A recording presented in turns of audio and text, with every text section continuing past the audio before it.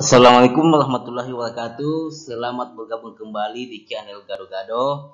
Ya, ini adalah persiapan pretest UKG dan UP program studi agribisnis produksi ternak part 4. Ya. Jangan lupa dukung channel ini, semoga bisa berkembang.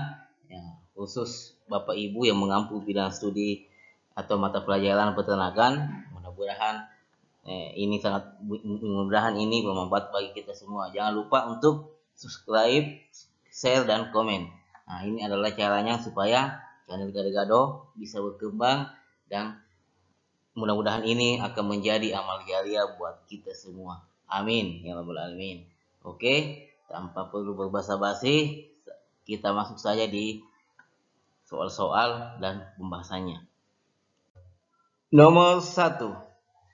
Secara garis besar, pakan ternak ruminansia terbagi kecuali, ingat kecuali A. Hijauan, B. Pakan penguat, C. Konsentrat, D. Pakan tambahan dalam kurung feed suplemen, dan E. Kolostrum. Ya.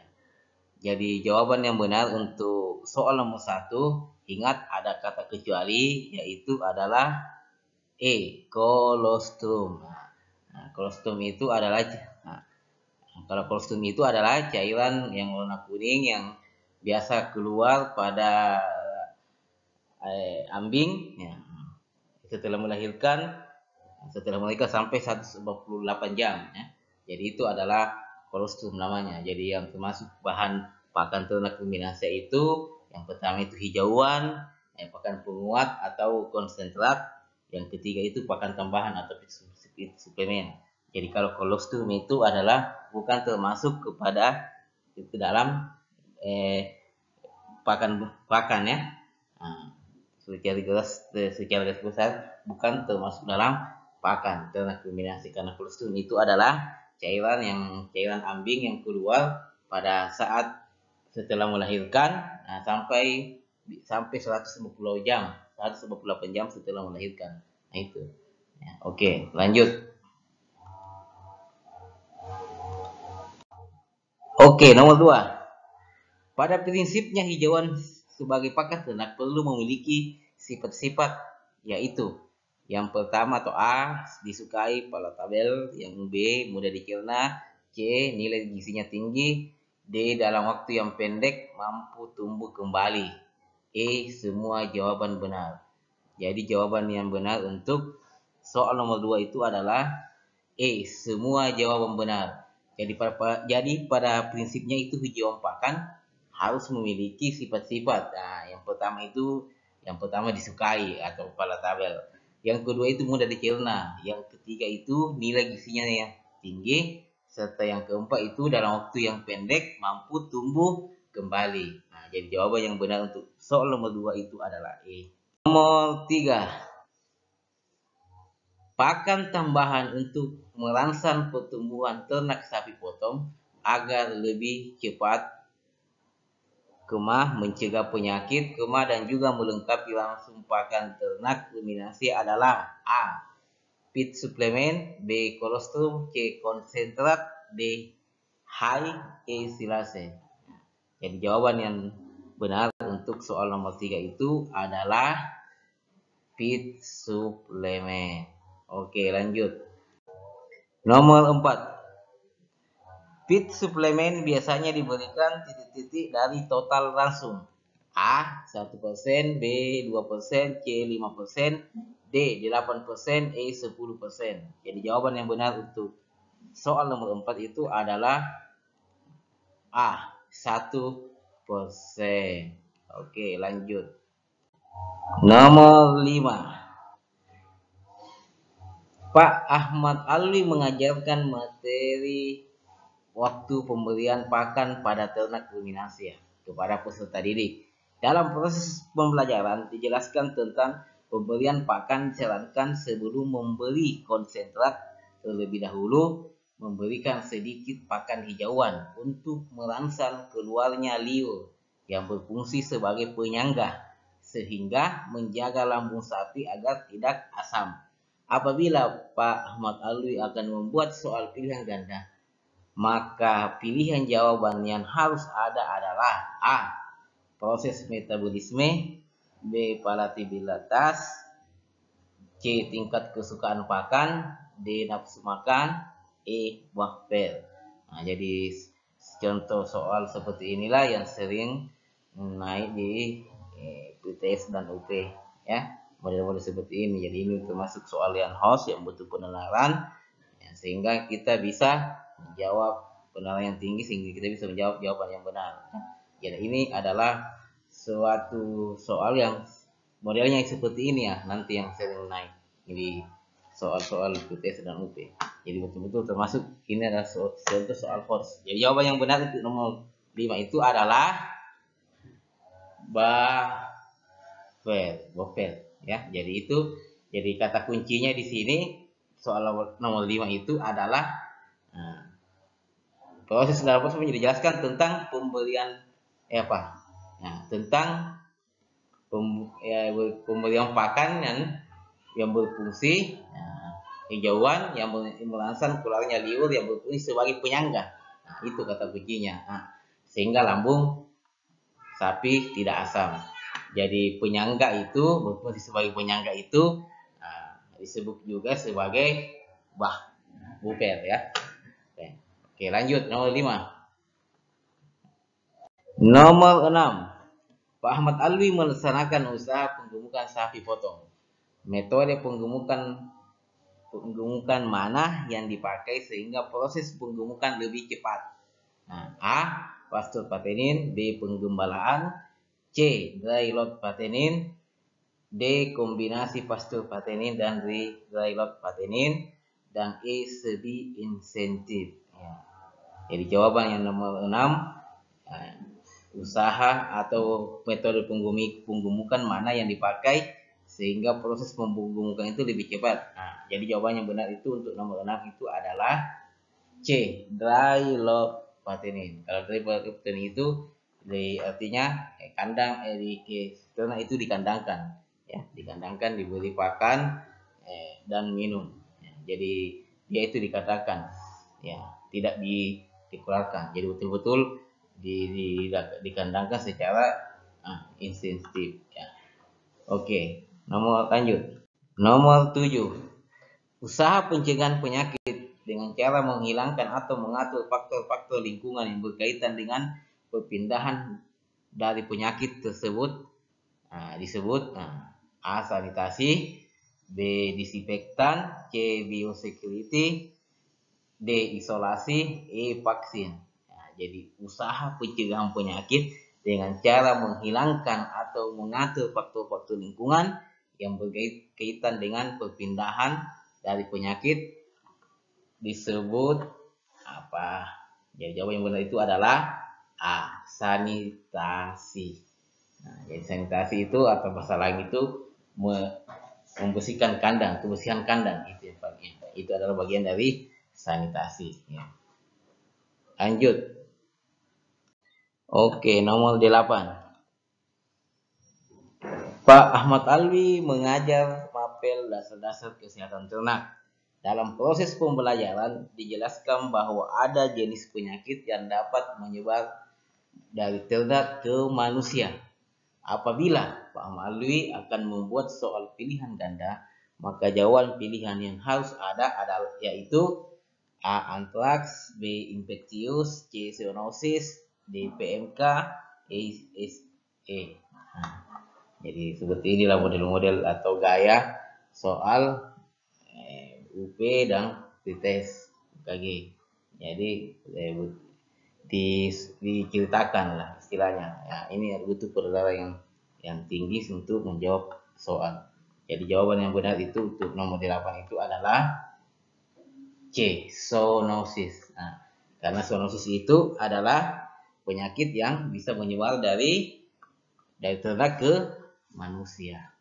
Ya, seperti itulah. Oke, lanjut. Nomor 9.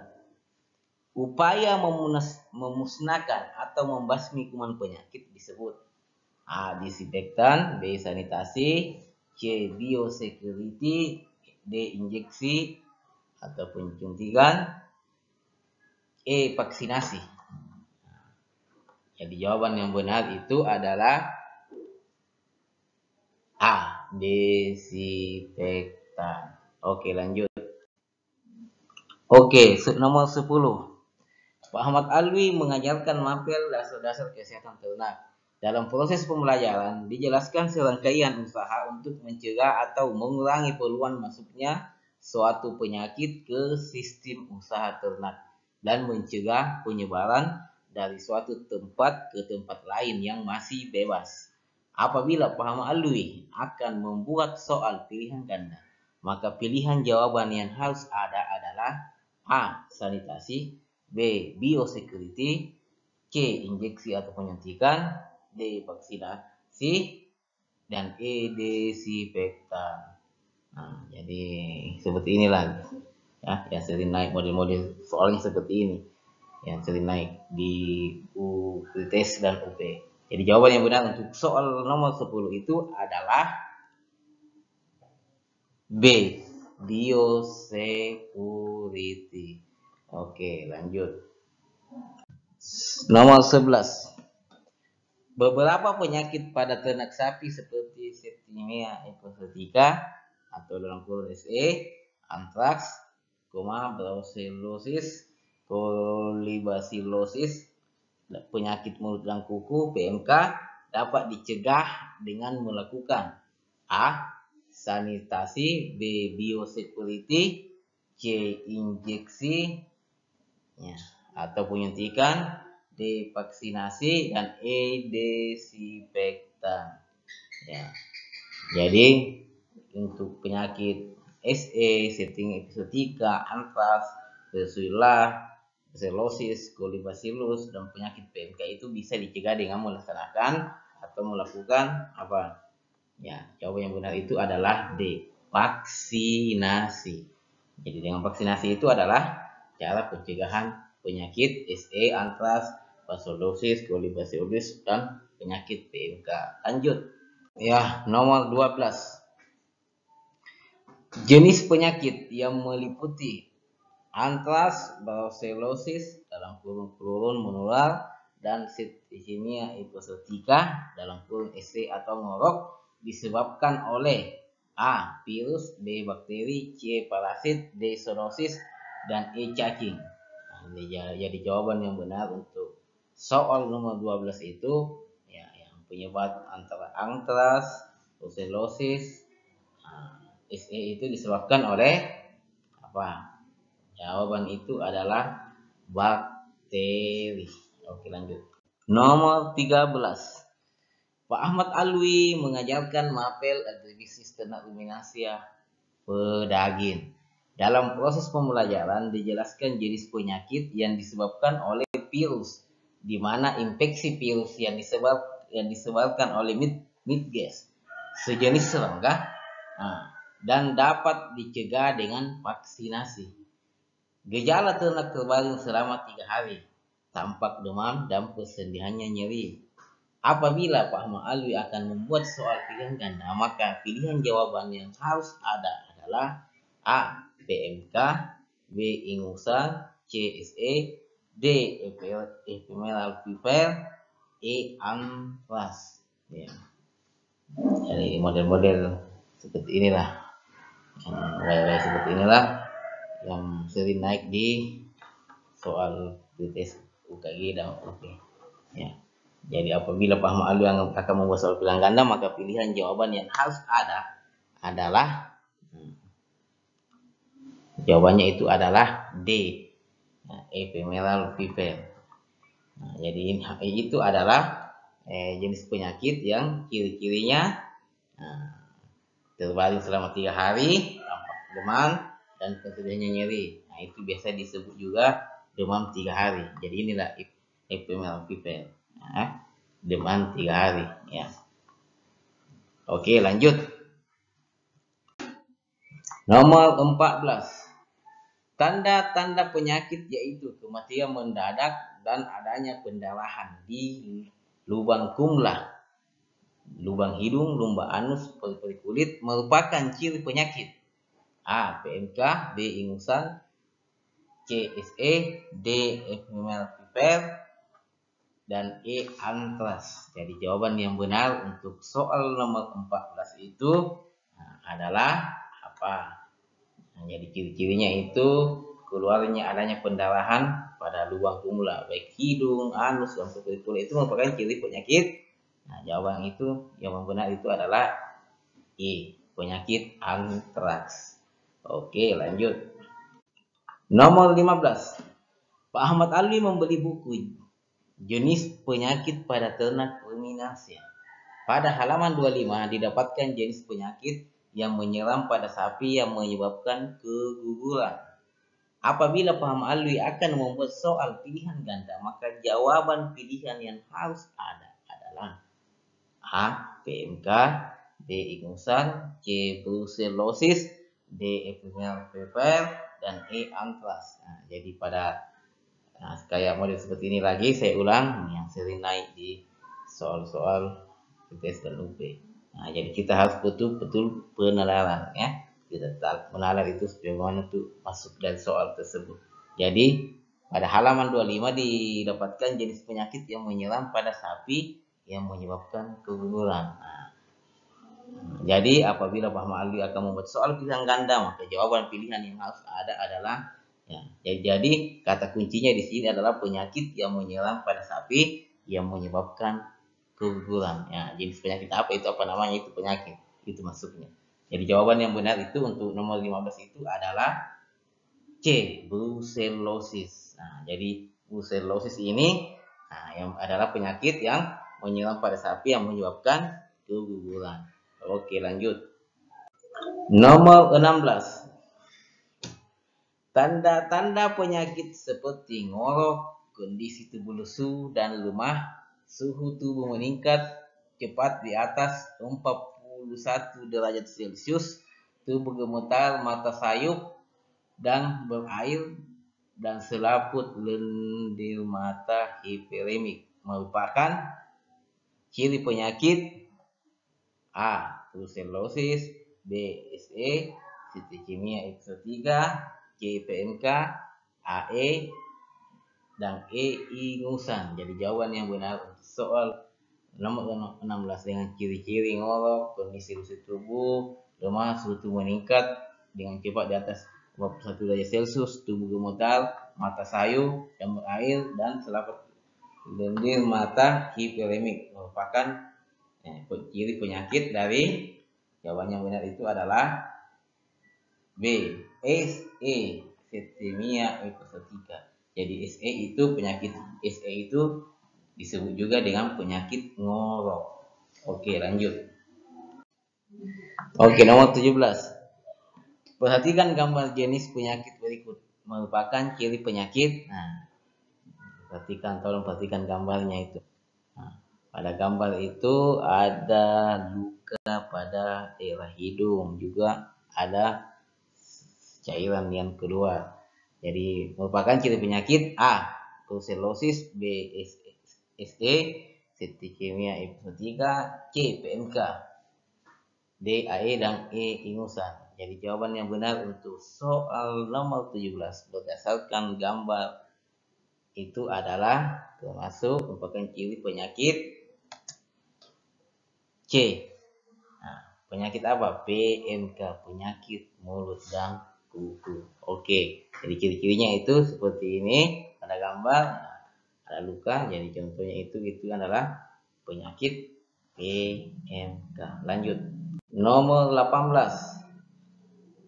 Jenis penyakit yang disebabkan oleh bakteri ya kecuali ada kecuali A. anthrax, B. brucellosis dalam kurung menular, yang C. septicemia eksotika dalam kurung SE atau ngorok, D. malignant catarrhal fever dalam miring MCF dalam kurung penyakit ingusan, dan E. scabies ya. Jadi jawaban yang benar untuk soal nomor 18 itu adalah jenis penyakit yang disebabkan oleh bakteri kecuali, ingat kata kecuali. Jadi yang bukan disebabkan oleh bakteri di antara pilih opsi A, B, C, D, dan E itu adalah jawaban yang benar itu adalah E. scabies.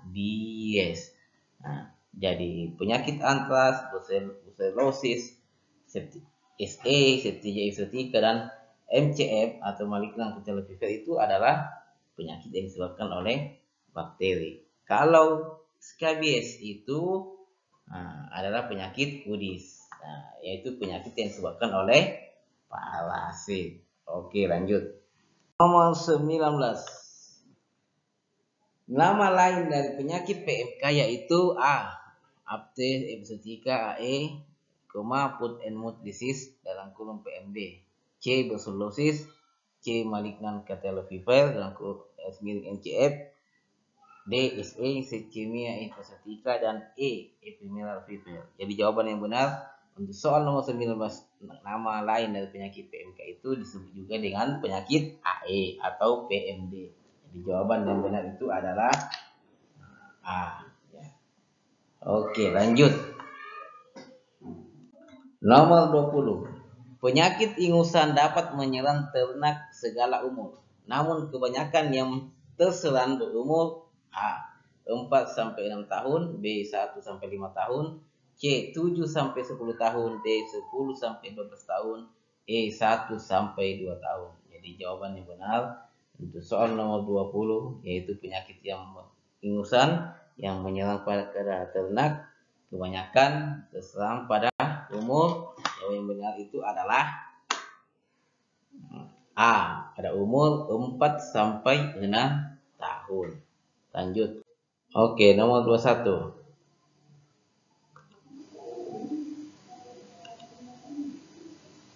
Perhatikan gambar bibit ayam berikut, termasuk dalam tipe ayam. Nah, ini gambarnya.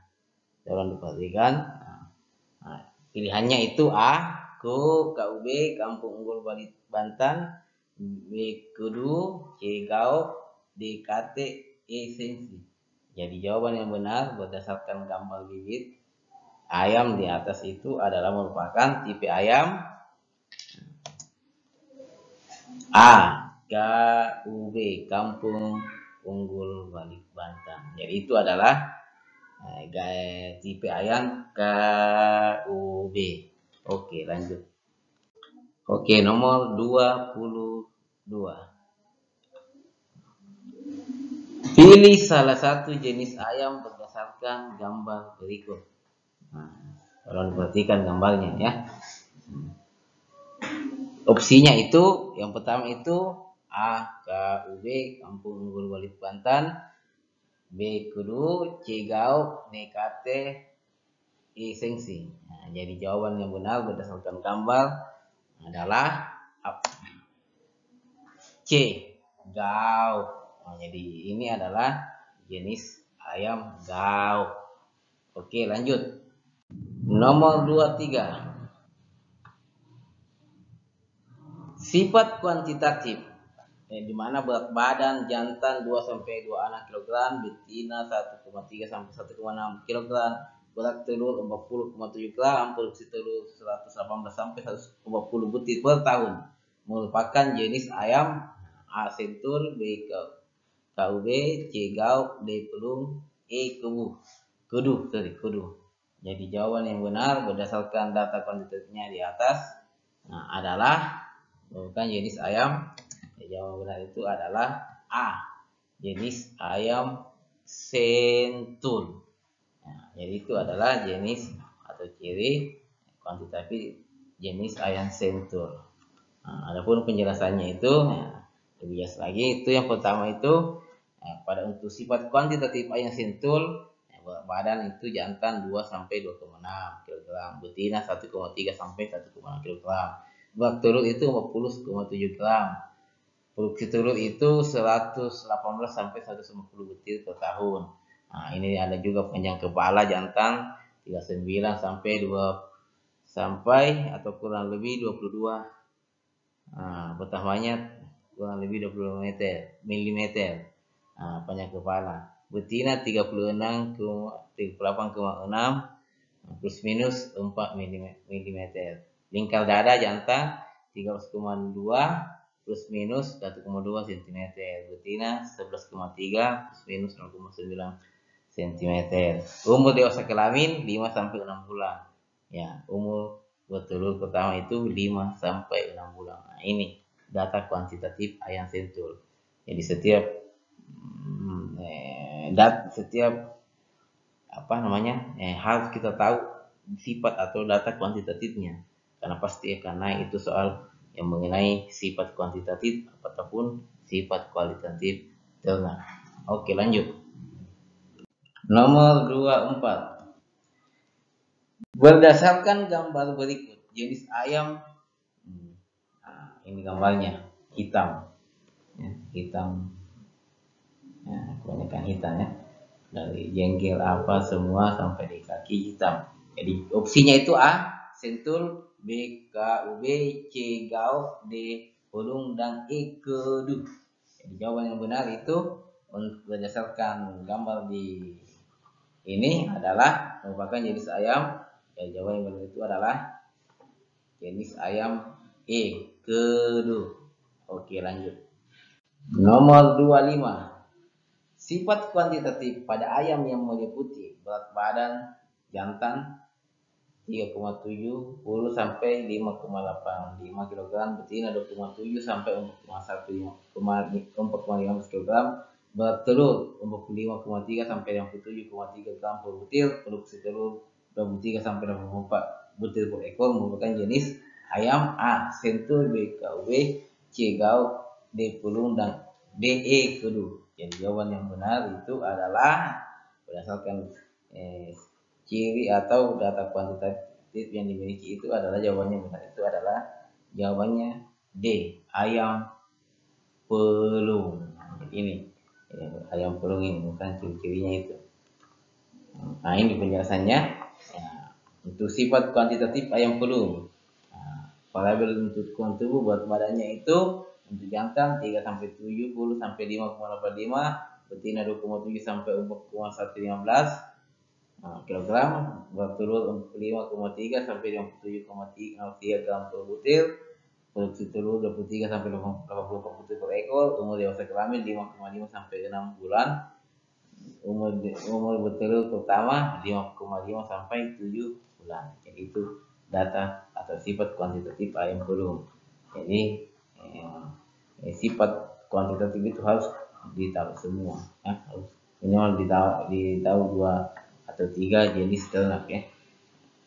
Atau jenis ternak ayam atau jenis ternak yang ini kan ini yang naik itu kan jenis ayam pelung. Nah, mungkin saja soal yang lain atau soal yang naik nanti bukan ditanyakan bukan soal ayam pelung atau jenis ayam yang lain atau jadi makanya harus ditahu ya. Oke, lanjut. Oke, nomor 26. Program pemulihan dan pembibitan ayam belerang memiliki beberapa urutan, yaitu 1. Grand Parent Stock GGPS, 2. Grand Parent Stock GPS, C. Parent Stock PS, dan 4. Final Stock PS.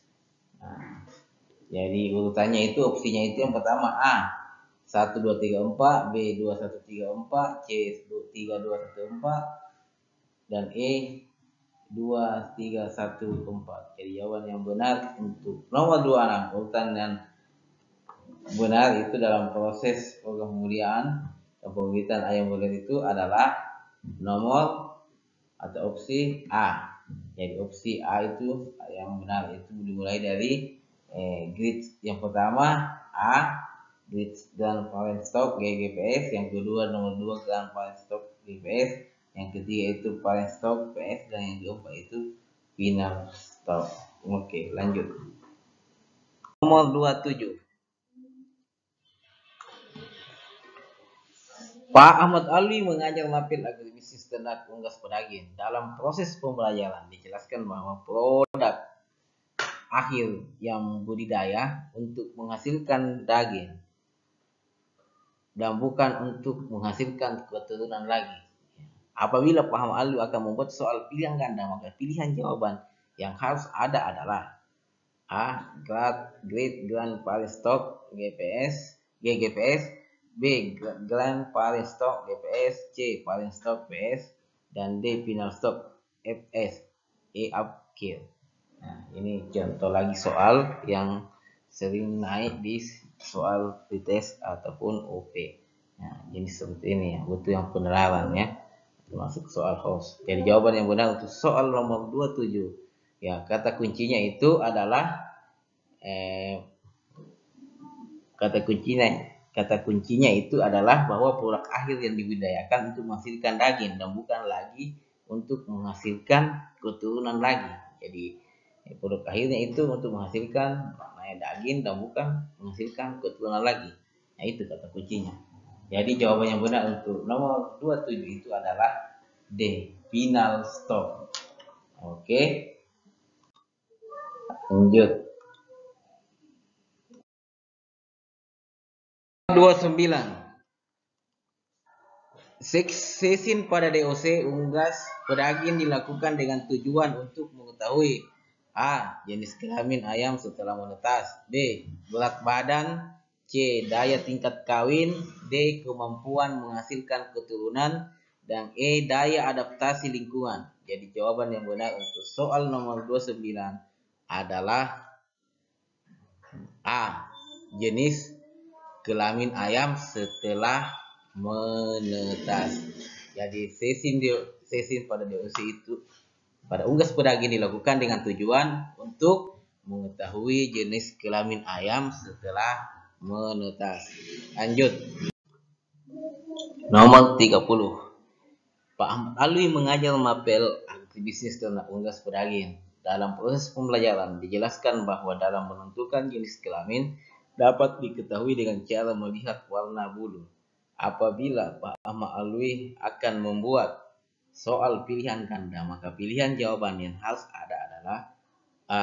Autosesin, B. Pan method, C. Melihat organ reproduksi pada kloaka, D. Seksin dengan menggunakan alat, endoskope. Jadi seperti inilah soal-soal yang sering naik di TTSU, IPG dan UP. Ya, jadi kata kuncinya di sini yaitu menentukan jenis kelamin dengan cara melihat warna bulu. Jadi jawaban yang benar di sini adalah A. Autoseksin. Gimana? Autoseksin itu bisa dengan melihat warna bulu, di mana DOC warna hitam itu jantan dan DOC warna coklat itu adalah betina. Nah, itu. Nah, yang kedua itu Pan method itu penentuan jenis kelamin dilakukan dengan cara membuka kloaka DOC untuk mengetahui ada tidaknya papila atau penis pada kloaka, yaitu. Jadi itu adalah dengan cara Pan method. Yang ketiga itu dengan menggunakan alat. Nah, itu namanya alat yang digunakan, itu namanya endoskop. Jadi endoskop itu dilakukan dengan cara melihat, yaitu dengan organ reproduksi jantan, otesis, dan organ reproduksi betina dalam kurun ovarium. Ya, jadi ada tiga jenis ada tiga kegiatan yang dapat menentukan jenis kelamin. Untuk jenis kelamin yang namanya yang dari pertama itu autoseksin, yang kedua itu Pan method, yang ketiga itu dengan menggunakan alat. Alatnya itu dinamakan endoskop. Oke, lanjut. 31. Persyaratan umum bibit DOC final stop broiler adalah sebagai berikut. A. Surat keterangan asal bibit niaga dari perusahaan pembibit asal. Yang kedua itu atau B. Surat keterangan kesehatan hewan SKKKH dari dokter hewan. C. Berumur 24 sampai 68 minggu dengan bobot telur tetas minimum 52 gram. D. Berat badan, konsumsi pakan dan komposisi pakan secara tertulis. E. Semua benar. Jadi jawaban yang benar untuk nomor 31 persyaratan umum bibit DOC final stock broiler itu jawabannya itu adalah E. Semua benar. Jadi syarat umum bibit DOC final stock broiler itu Nah, yang pertama itu surat keterangan asal bibit niaga dari perusahaan pembibit asal. Yang kedua itu opsi B atau surat keterangan kesehatan dari dokter hewan. Yang C atau tiga berumur 24 sampai 68 minggu dengan bobot telur tetes minimum 52 gram. Yang ke D atau keempat berat badan, konsumsi pakan dan kompresi pakan secara tertulis. Jadi itu adalah semua termasuk opsi A, B, C, dan D itu adalah syarat atau persyaratan umum bibit di usia final stok kemudian. Oke, lanjut. Nomor 32.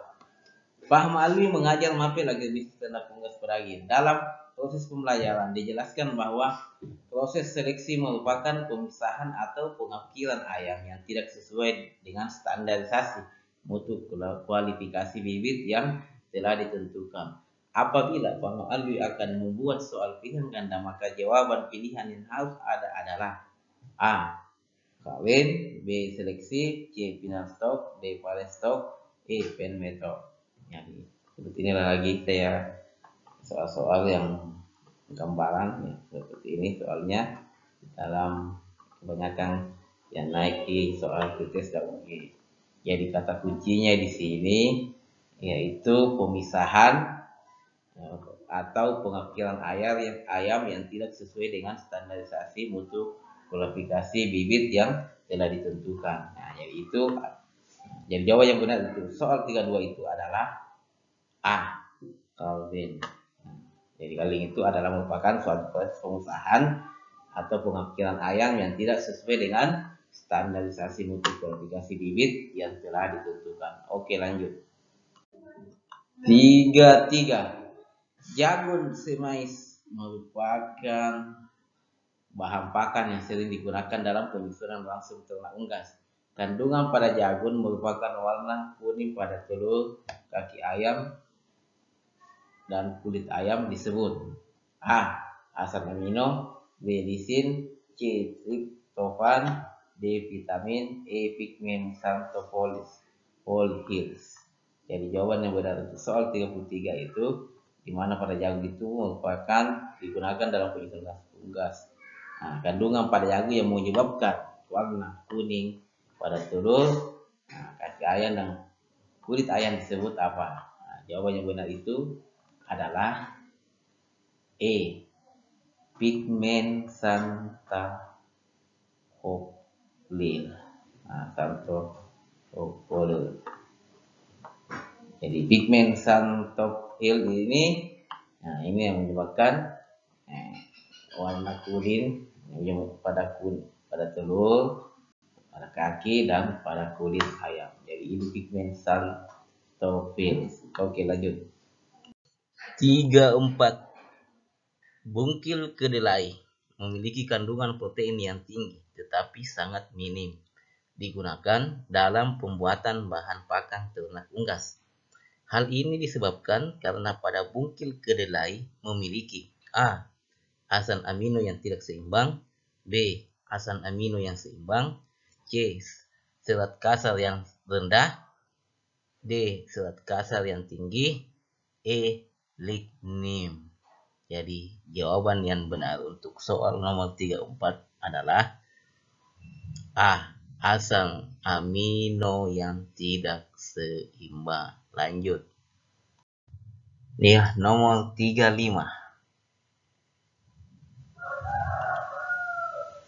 Pak Ahmad Alwi memiliki 5 jenis bungkil kelapa yang akan dipilih menjadi bahan pakan. Yang mana memiliki kualitas paling bagus. Jadi jenis bungkil kelapa A, kadar maksimum 12, kadar air maksimum 12%, protein kasar minimum 20%, abu maksimum 7%, lemak kasar maksimum 6%.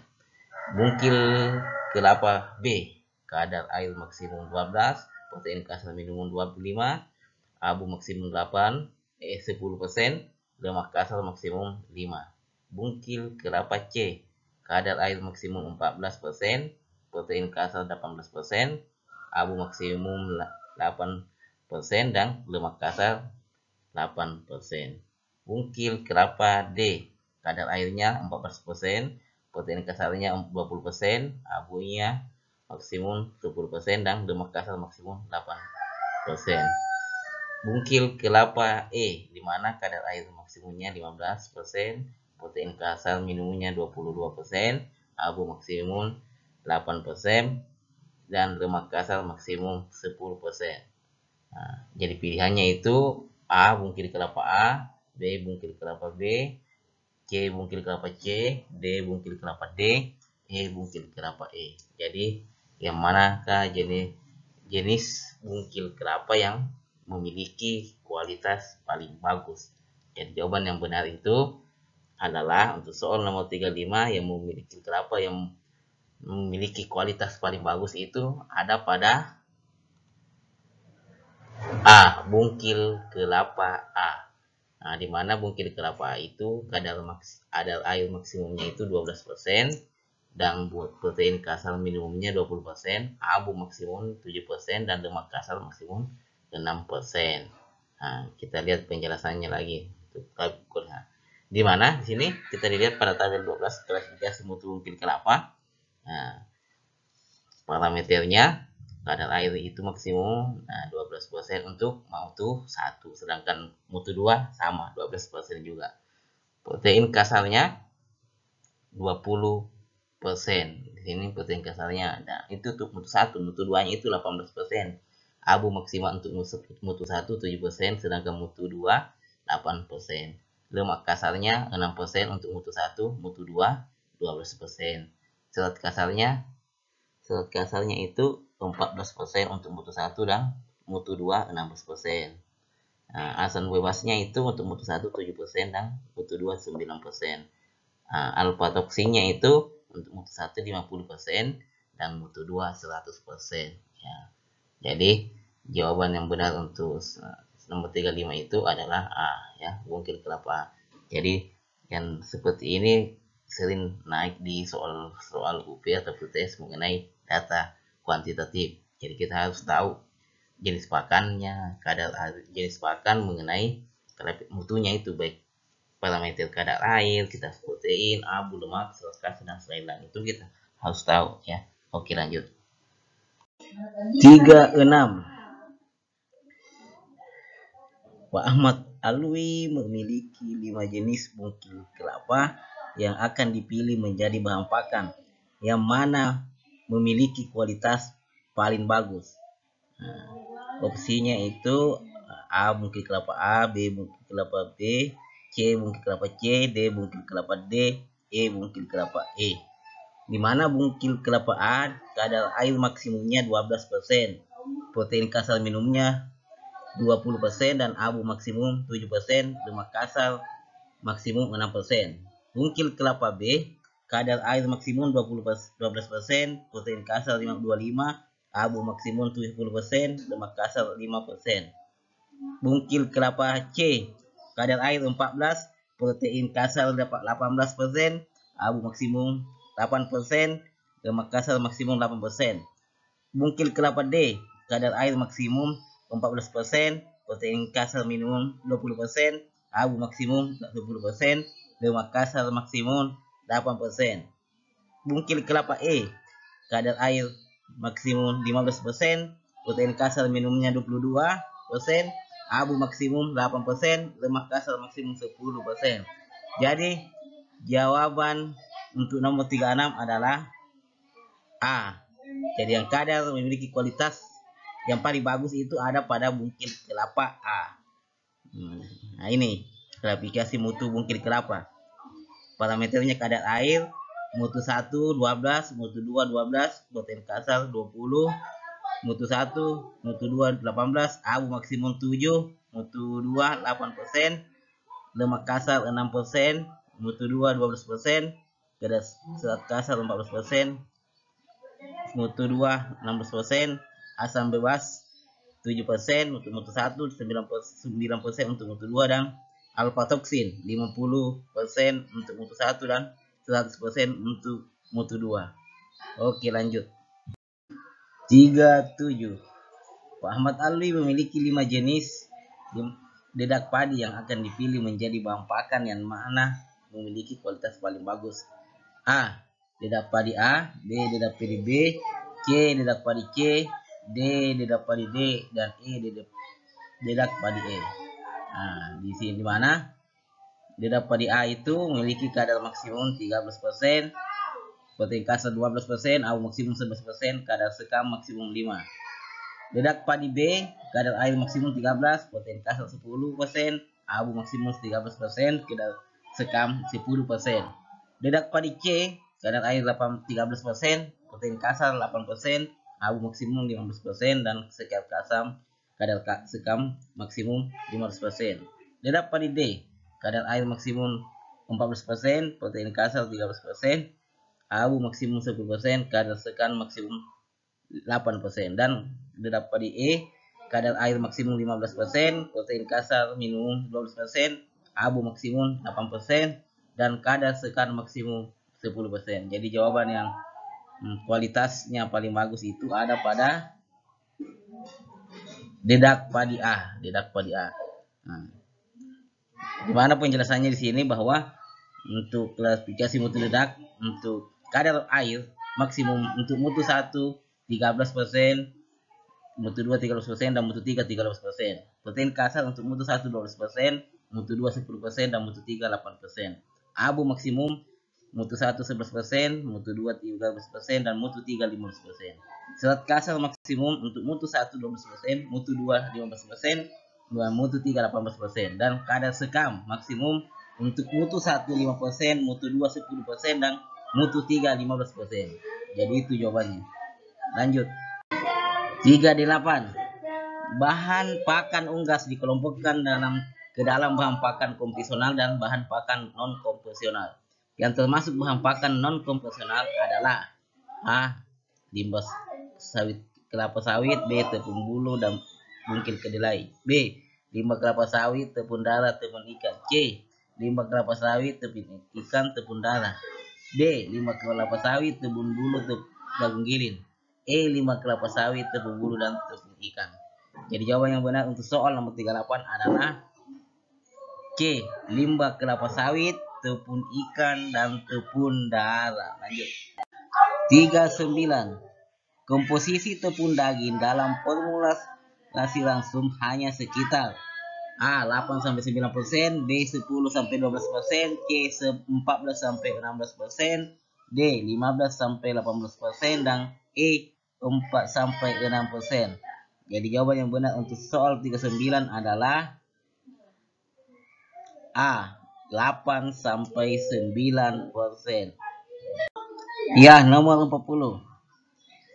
Metode dalam pengolahan tepung darah yang mana dapat menggunakan tepung darah yang paling banyak dalam langsung? A. Proses pengeringan, B. Penyerapan, C. Fermentasi, D. Pendinginan, dan E. Pembakaran. Jadi metode dalam pengolahan tepung darah yang mana dapat menggunakan tepung darah yang paling banyak dalam langsung. Jawabannya yang benar itu untuk nomor 40 itu adalah C. Proses dalam langsung itu adalah fermentasi.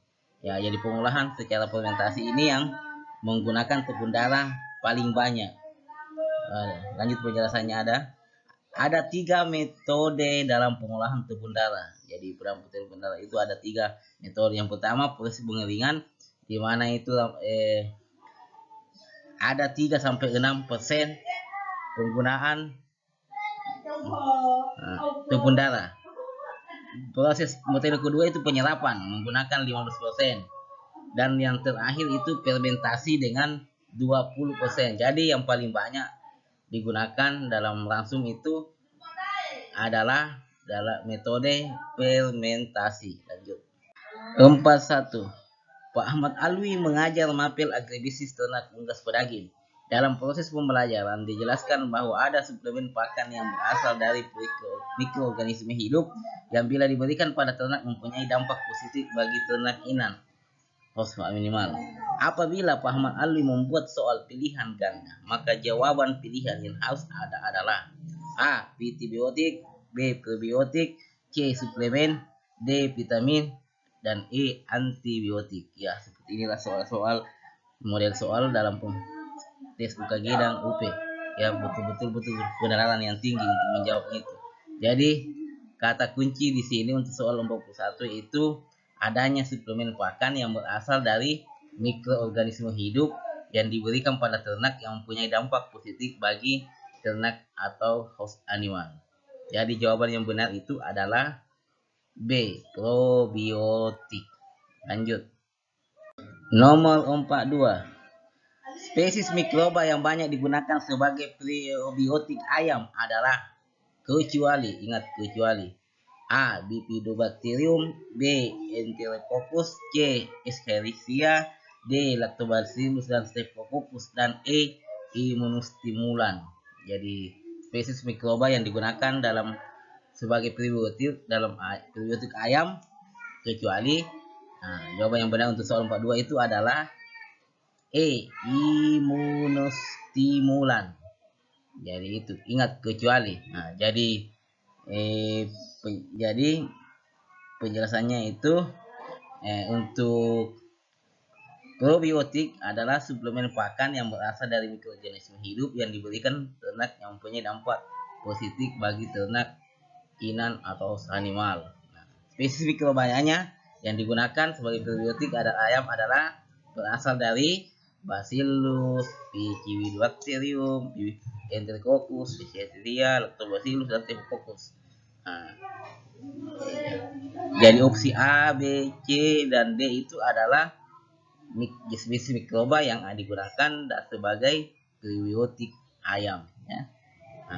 Sedangkan pitibiotik adalah suplemen yang murni yang berasal dari bahan tanaman, antimikroba, koksidiostat, antihelmintik, dan imunostimulan. Jadi kalau imunostimulan itu adalah pitibiotik, bukan fitobiotik, bukan probiotik. Jadi jawaban yang benar untuk soal 42 adalah E, imunostimulan. Jadi imunostimulan itu adalah bagian dari pitibiotik. Oke, lanjut. 43. Pak Ahmad Ali mengajar mapel agribisnis ternak unggas pedaging. Dalam proses pembelajaran dijelaskan bahwa pemeriksaan sifat fisik pakan dalam penentuan kualitas penting untuk diketahui sebab setiap pakan akan menunjukkan sifat-sifat yang menunjukkan palatabilitas yang tinggi dan kandungan gizi yang baik. Apabila Ahmad Ali membuat soal pilihan ganda, maka pilihan jawaban yang harus ada adalah A. Uji kimia, B. Uji laboratorium, C. Uji organoleptik, D. Uji senyawa, dan E. Uji material. Jadi kata kunci untuk soal nomor 3 itu adalah yaitu pemeriksaan sifat fisik pakan dalam menentukan kualitas penting untuk diketahui sebab setiap pakan akan menunjukkan sifat-sifat yang menunjukkan kualitas yang tinggi dan kandungan gizi yang baik. Jadi seperti model inilah nanti lagi soal-soal yang mirip dalam soal UP dan tes UKG. Ya, jadi betul penalaran. Jadi jawaban yang benar untuk soal 43 itu adalah C. Uji organoleptik. Oke, lanjut. 44. Periode pemeliharaan ayam beras pedaging dibagi ke dalam 3 fase pemeliharaan, yaitu fase starter, fase growth, dan finisher. Pada fase growth memiliki durasi waktu A. 0 sampai 3 minggu, B. 3 sampai 6 minggu, C. 7 sampai 10 minggu, D. 10 sampai 15 minggu, dan E. 15 minggu sampai panen. Jadi jawaban yang benar pada soal 44 itu adalah B. 3 sampai 6 minggu. Ada lagi penjelasannya ini, di mana bahwa fase starter itu 0,13 minggu, fase grower itu 3 sampai 6 minggu, dan finisher itu 7 minggu sampai panen. Oke, lanjut. 45. Pada fase apakah kebutuhan kalsium yang sangat dibutuhkan dalam periode ayam beras pedaging? A. Starter, B. Grower, C. 5 bulan, D. 8 bulan, dan E. Finisher. Jadi jawaban yang benar untuk nomor 45 itu adalah fase yang membutuhkan kebutuhan kalsium yang paling banyak yaitu pada fase E, finisher. Penjelasannya ini Nah, di sini bahwa pada fase pada nutrisi metabolis, energi metabolis pada fase starter itu 2800. Nah, gower juga 2800 dan finisher 2650. Lemak kasar pada fase starter itu 7, sama semua. Gower juga 7 dan finisher 7. Serat kasar 6 sama pada fase starter, gower dan finisher. Kita lihat fase kebutuhan kalsiumnya, ya ini Ca. Pada fase starter itu 0,9. Sedangkan pada fase gower itu 0,4%, dan pada finisher itu menggunakan 1,20. Jadi fase yang paling banyak digunakan kebutuhan kalsium itu didapatkan di periode finisher, yaitu di 1,20. Sedangkan 1,20%, sedangkan pada starter itu cuma 0,9 dan gower itu 0,4. Oke, lanjut. Nomor 46. Pak Ali mengajar mapel agribisnis ternak unggas pedaging. Dalam proses pembelajaran dijelaskan mengenai proses mencampur semua bahan paku dan bahan pakan tambahan berdasarkan formula pakan ternak yang akan diproduksi. Apabila Pak Ali membuat soal pilihan ganda, maka pilihan jawaban yang harus ada adalah A. Penggilingan, B. Penumpukan, C. mesin, D. Metode aduk, D. penyelingan. Jadi jawaban yang benar itu adalah untuk soal 46 ini adalah C. mesin. Oke. 47. Bahan pakan yang telah bercampur secara homogen kemudian dilakukan pencetakan dengan cara dipanaskan dengan uap panas, kemudian diaduk sampai terbentuk adonan berbentuk pasta. Pasta ini kemudian digiling menggunakan alat pencetak menjadi bahan pakan dalam bentuk A. pelet atau crumble, B. biji, C. mas, D. tepung, dan E. bongkahan. Jadi jawaban yang benar ini untuk soal 47 itu setelah dipanaskan dengan uap panas kemudian diaduk sampai membentuk adonan bentuk pasta, kemudian pasta itu kemudian digiling dengan menggunakan alat pencetak menjadi bahan pakan dalam bentuk apa? Jawabannya itu adalah A, dalam bentuk pelet atau crumble. Oke, lanjut. 48. Jenis bentuk bahan pakan berdasarkan gambar. Jadi ini gambarnya, ya. Opsi pilihannya itu A. pelet, B. crumble, C. mas, D. tepung, E. bongkahan. Jadi berdasarkan gambar di atas ini merupakan jenis bahan pakan apa? Jawabannya yang benar itu adalah dalam bentuk pelet. Oke, lanjut. 49. Suatu material yang berfungsi sebagai alas pemeliharaan ayam yang mempunyai fungsi sebagai penyerapan air, mengurangi materi feses, nitrogen untuk mengurangi tingkat kelembaban rantai kadar disebut A. liter, B. jerami, C. pemanas, D. palungan, E. serbuk gergaji. Jadi jawaban yang benar untuk nomor 9 itu adalah A. liter. Oke, lanjut. Oke, kita masuk ke soal yang terakhir. Soal 5 nomor 50. Kandang yang digunakan untuk pemeliharaan ayam umur 1-15 hari yang dilengkapi dengan alat pewanas sebagai sumber panas yang ada pada kandang disebut A. gasolik, B. induk, C. anakan, C. DOC, E. brodin. Jadi jawaban yang benar untuk soal nomor 50 itu adalah jawabannya itu adalah E. brodin. Oke, terima kasih atas perhatiannya. Jangan lupa dukung channel ini, semoga bermanfaat dan bisa menjadi amal jariah bagi kita semua. Oke, saya akhiri saya uji dengan ucapan Assalamualaikum warahmatullahi wabarakatuh.